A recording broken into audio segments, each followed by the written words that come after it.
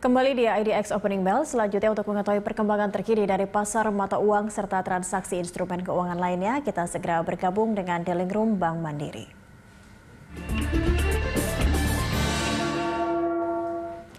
Kita telah terhubung dengan Treasury Senior Financial Market Analyst Bank Mandiri, Ruli Arya Wisnu Broto. Selamat pagi, Mas Ruli. Selamat pagi, Mbak Cakri. Ini kalau kita lihat IHSG kemarin terprosok cukup dalam, apakah ini ada kaitannya secara signifikan juga terhadap pergerakan rupiah? Untuk rupiah hari ini, seperti apa pergerakan yang melemah atau menguatkah begitu? Ya, jadi pagi ini memang tekanan terhadap rupiah masih cukup besar ya, setelah kemarin ditutup pada posisi terlemah dalam beberapa bulan terakhir, ya 14.800. Hari ini kalau saya melihat tekanannya masih besar ya, sekarang sudah terakhir tuh saya lihat sudah di 14.900. Jadi memang terakhir berada di level 14.900 itu masih pada bulan Mei lalu ya, ketika pemberlakuan PSBB dilakukan. Jadi ketekanan pasar memang agak spesifik ya terjadi di Indonesia ya, terutama dari perdagangan kemarin ya, setelah muncul sinyal pemberlakuan PSBB jilid 2 di Jakarta. Oke, kalau untuk pergerakannya atau secara support dan resistance untuk hari ini, seperti apa pergerakan rupiah? Kalau saya melihat memang masih ada potensi untuk melemah ya, jadi kemungkinan masih akan berada pada rentang yang cukup lebar ya, karena uncertainty-nya masih sangat tinggi ya, jadi rentangnya mungkin kalau saya perkirakan hari ini di kisaran 14.785 sampai dengan 14.925. Oke, dan ini bisa diprediksi apakah rupiah bisa stabil atau justru akan mengalami terus penurunan jika memang PSBB diberlakukan di hari Senin esok? Ya, kita lihat memang masih ada potensi untuk tekanan masih akan tetap besar ya sampai dengan minggu depan. Namun ya memang kalau kita lihat di sisi lain, biasanya kalau tekanannya cukup besar ini mungkin akan ada semacam kebijakan untuk menstabilkan nilai tukar oleh Bank Indonesia. Jadi kita harapkan sih mungkin belum akan menyentuh 15.000 ya. Cuman memang tekanannya pasti masih akan sangat besar ke depannya. Terutama di minggu depan ini yang saya khawatirkan. Oke, karena kita menantikan PSBB total kembali diberlakukan, kita berharap di skenario terburuknya di 14.900 tidak menyentuh angka 15.000 begitu ya Mas Ruli ya? Iya, saya harap seperti itu sih Mbak Cakri. Baik, untuk pergerakan rupiah sendiri terhadap sejumlah mata uang dunia seperti apa?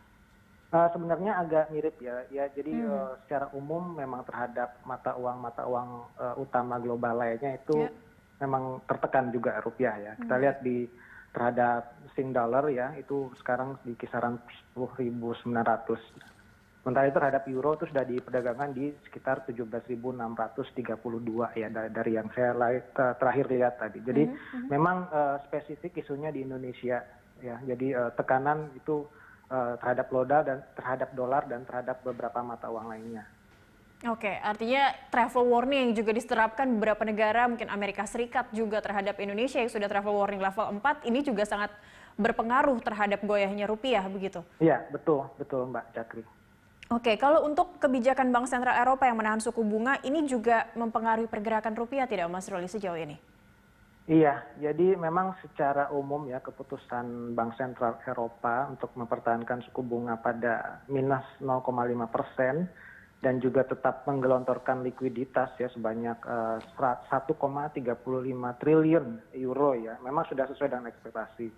Jadi memang sudah ekspektasi pasar ya memang sudah sangat besar ya, masih akan tetap dilakukan kebijakan yang akomodatif dalam jangka panjang ya untuk mendorong agar ekonomi Eropa itu pulih lebih cepat. Namun sebenarnya menjadi perhatian adalah sinyal yang dikeluarkan oleh ECB ya ke depannya seperti apa. Jadi concernnya itu adalah deflasi yang terjadi di Eropa yang selama ini menjadi permasalahan ekonomi Eropa yang dalam waktu yang cukup panjang ya. Jadi masalah isu deflasi ini kembali muncul karena euro sekarang itu cenderung mengalami penguatan terhadap dolar. Saat ini itu euro itu di kisaran 1,1836 ya. Jadi dengan penguatan euro dikhawatirkan ini akan terjadi deflasi yang lebih dalam lagi.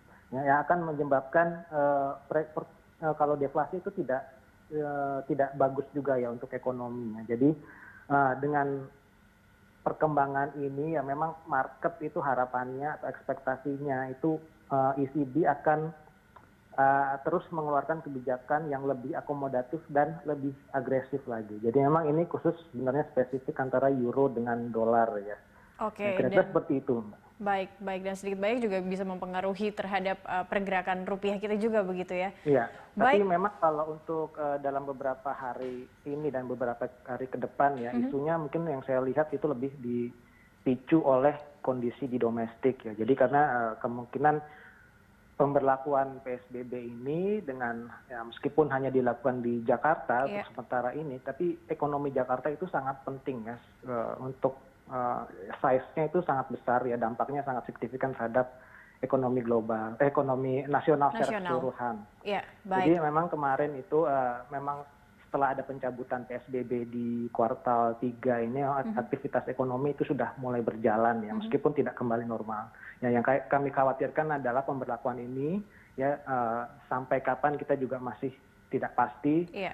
Yang kita awalnya kemungkinan di kuartal 4 itu kita harapkan tumbuh positif ya, jadi kemungkinan besar akan tumbuh lebih negatif lagi begitu di ya. kuartal 4. Kira-kira seperti itu yang.